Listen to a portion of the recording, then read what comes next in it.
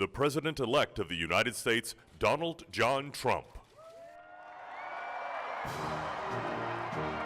1월 20일 트럼프 대통령의 취임식이 열립니다. 지금 전 세계 신문 일면엔 바로 트럼프 대통령입니다. 그 말은 모두 트럼프의 입을 주목하고 있고 그가 원하는 대로 이 세계가 움직이고 있다는 걸 얘기합니다. 과거 트럼프의 미치광이 전략은 통했고 또다시 세계는 불확실성에 놓이게 되었습니다. 그로 인해 어떤 나라에서는 악몽이 시작될 수도 있습니다. 예전 트럼프 일기 시절엔 그를 믿지 못했지만 지금은 알고 있습니다. 트럼프는 말로만 끝나지 않는다는 사실을요. 그래서 트럼프를 비난하기보다는 트럼프의 줄을 서고 두려워하고 있는지도 모릅니다.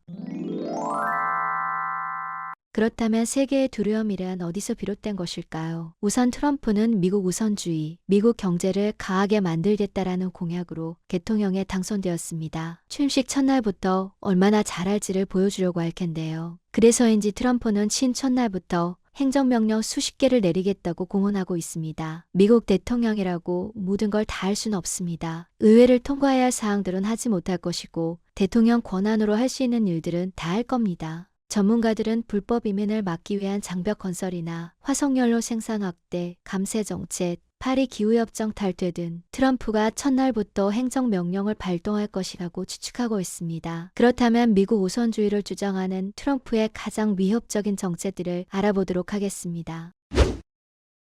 트럼프는 다른 국가들을 보호하는 데 드는 비용을 줄이고 만약 미국이 다른 국가를 보호해야 한다면 그에 상응하는 대가를 받아야 한다고 주장합니다. 사실 이제 미국은 군사력만으로 패권을 유지할 수 없는 시대가 되었습니다. 미국이 가지고 있는 가장 강력한 무기는 달러가 되었습니다. 미국은 금융제재, 시출통제, 기술통제로 세상을 규율화하려고 하고 있습니다. 전쟁으로 피를 흘리지 않고 미국의 피해를 최소화하는 방법으로 패권을 유지하려고 할 것입니다. 이로 인해 다른 국가들은 피를 흘리게 되겠죠.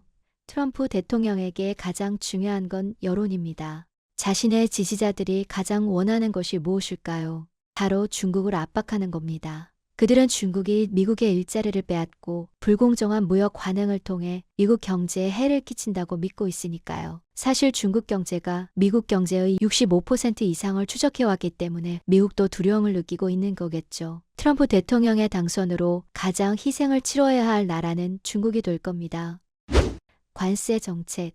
세계가 트럼프의 관세 정책에 촉각을 세우고 있는데요. 우리나라도 예외가 아니죠. 트럼프는 동맹국에게도 10에서 20%의 보편과세를 매기고 특히 중국을 제재하기 위해서는 60% 관세를 매기겠다고 하는데요. 가장 최근 소식으로는 트럼프 경제팀은 매월 2에서 5%씩 점진적으로 보편관세를 인상할 것이다라고 발표했습니다.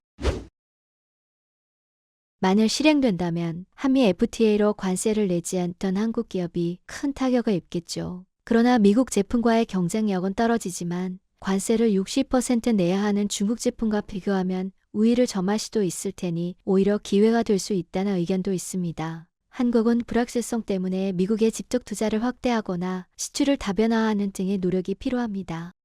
보조금 삭감 정책. 반도체 지원법 일명 칩스법이라는 보조금을 미국으로부터 약속받은 삼성전자는 50조 원을 투자해 텍사스에 반도체 위탁 생산 공장을 짓고 있고 SK는 인디애나에 생산 기지를 건설하고 있습니다. 그러나 트럼프 취임 이후 이 보조금이 축소되거나 폐기될 가능성을 우려하고 있습니다. 자동차 배터리 업체도 상황은 마찬가지인데요. 인플레이션 감축법 IRA에 따라서 미국의 대규모 생산 시설을 지어 합작 법인을 운영하고 있는데 트럼프가 친환경 정책을 뒤집을 수 있기 때문에 이 보조금도 사라질 가능성이 있습니다. 그렇다면 미국 우선주의 트럼프 정책에 긍정적인 영향을 받을 우리 기업도 있을까요? 조선업만큼은 한미 협력이 전망됩니다. 우리 조선 기업들은 미 해군과 함정 정비 협약을 체결하기도 했습니다. 이외에도 방산업체나 건설, 원자력 분야에서도 트럼프 정부 출범의 반사 이익을 기대하고 있습니다. 미국의 결정이 우리의 운명을 결정하기 때문에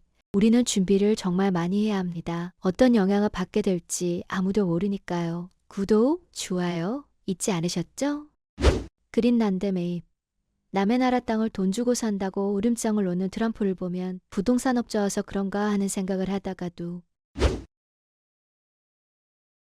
트럼프는 그린란드 매입을 진심으로 생각하는 것 같아 보이는데요. 그렇다면 왜 얼음덩어리 섬 그린란드를 탐내는 것일까요? 그린란드는 한반도 면적의 10배가 되는 북쪽에 있는 세계에서 가장 큰 섬입니다. 덴마크령이기는 하지만 북미대륙과 가까이 붙어 있고 현재는 그린란드 스스로 자치권을 가지고 있고 외교와 국방은 덴마크가 행사하고 있습니다. 역사적으로 꽤 오랫동안 덴마크가 가지고 있던 땅이었어요. 이곳은 연평균 기온 영하 20도에 달하고 섬 면적의 80%가 눈으로 덮여 있어 사람이 살 수 있는 면적은 10% 정도인 곳입니다. 미국은 예전부터 이 땅에 눈독을 들여왔는데요. 알래스카란 메이팔 무렵부터 그린란드에 관심을 보였고 그린란드의 전략적 가치를 깨닫고 있었습니다. 1940년 나치 독일이 덴마크를 점령하던 시기 당시 주미 덴마크 대사 에리카 후만이 독자적으로 미국과 그린란드와 방위 조약을 맺었습니다. 1941년 4월 9일 이를 근거로 미국이 그린란드를 점령하고 군대를 주둔시켜 2차 세계대전의 연합군으로 참전하게 됩니다. 냉전 시대에 소련을 감시하기에 최적의 장소라고 생각해 1946년 트루먼 대통령이 1억 달러의 금을 주겠다고 덴마크에 제안했으나 거절당했습니다. 덴마크는 이 땅을 미국에 팔지는 않았지만 영토 방위에 어려움이 있었기에 1951년 미국과 덴마크는 그린란드 방위 협정을 맺습니다. 톨레 공군기지는 미국이 가지고 있는 가장 북쪽의 군사기지로서 우주를 감시하고 미사일 방어 시스템의 아주 중요한 축을 담당하고 있습니다. 트럼프 대통령은 그린란드에 군사 또는 경제적 강압을 사용할지도 모른다고 협박 아닌 협박을 하는 이유는 또 다른 속내가 있습니다. 지구온난화로 인해 빙하가 녹아 신항로가 열리면서 러시아와 중국의 행보가 활발해졌습니다. 중국 입장에서 북유럽으로 가는 북극 항로가 개선되었고 만일 이곳의 통제권과 해상로에 대한 권리를 확보한다면 미국과 캐나다까지 견제할 수 있겠죠. 미국은 그 상황을 용납할 수 없는 겁니다. 감히 중국이 우리 바로 턱 밑까지 와? 이런 거죠. 게다가 첨단 산업 필수 자원인 히토류, 우라늄, 천연가스, 석유 등 자원이 풍부한 곳이라 중국도 이곳을 눈독 들이고 있습니다. 여러 중국 기업들은 이미 그린란드에 탐사 프로젝트를 진행 중에 있습니다. 미국도 히토류의 경우 중국 이외에 대체 생산지가 필요해 그린란드가 필요합니다. 그린란드는 외교와 국방은 덴마크에게 맡겼지만 자치권이 있기에 여러 투자자들을 받아들이는 주식이고 중국 기업이 많이 들어가 있는 것을 미국이 경계하는 것으로 보입니다. 7일 트럼프 장남이 보란듯이 그린란드를 방문했습니다. 그린란드의 무태에게대 총리는 트럼프의 그린란드 매입 의사를 강력히 반대했습니다. 과연 그린란드의 운명은 어떻게 될까요? 파나마 운하 통제권 반환. 트럼프 대통령은 파나마 운하의 통제권을 미국이 반환받아야 한다고 주장하고 있습니다. 파나마가 미국에게 통행료를 과도하게 부과한다고 주장하지만 그 속내는 다른 데 있습니다. 파나마 운하는 1914년 미국에 의해 완공되었습니다. 공사비는 현재 가치로 환산하면 약 4천억 달러에 해당합니다. 루즈벨트 대통령은 10년 만에 이 위험하고 거대한 프로젝트를 성공시켰습니다. 이 파나마 운하는 태평양과 대서양의 최대 26m의 해수면 차이를 극복하는 것이 가장 어려운 문제였고 열대기후와 불안정한 지반으로 인한 무너짐 현상, 말라리아와 황열병 같은 전염병으로 공사기간 동안 총 27,500명의 노동자가 사망한 세계의 대공사였습니다. 이로 인해 미국은 엄청난 경제적, 군사적 이익을 얻게 되었습니다. 운하가 없던 시절 동부 해안에서 서부 해안으로 갈 때 남미 대륙으로 돌아갔으니 운하가 생기고 얼마나 시간과 비용이 절약됐겠어요. 1954년 1월 9일 파나마 운하 분쟁이 생기고 20세기 중반 이후 식민지 시대의 유산을 청산하려는 국제적 흐름에 부합하는 결정으로 지미 카터 대통령은 1977년 토리우스 카토 조약을 체결하여 파나마 운하의 점진적 반환을 약속했고 이는 1999년 12월 31일 완전한 반환으로 이어졌습니다. 파나마 운하의 교역량은 세계 교역량의 4에서 5% 정도 되는데 그 교역량의 압도적 1위는 미국입니다. 파나마는 2017년 대만과 단결을 하고 중국과 손을 잡았습니다. 중국이 파나마에 투자도 많이 하고 영향력을 확대하고 있으니 미국이 이걸 두고만 볼 수가 없는 거겠죠. 미국에게 태평양 무역은 굉장히 중요하고 대서양, 태평양의 군사적 자산이나 전력적 자산을 이동시킬 때 중국과 문제가 생긴다면 치명적일 수밖에 없습니다. 결국 파나마 운하 반환 역시 중국 견제를 위한 트럼프 대통령의 전략으로 보입니다.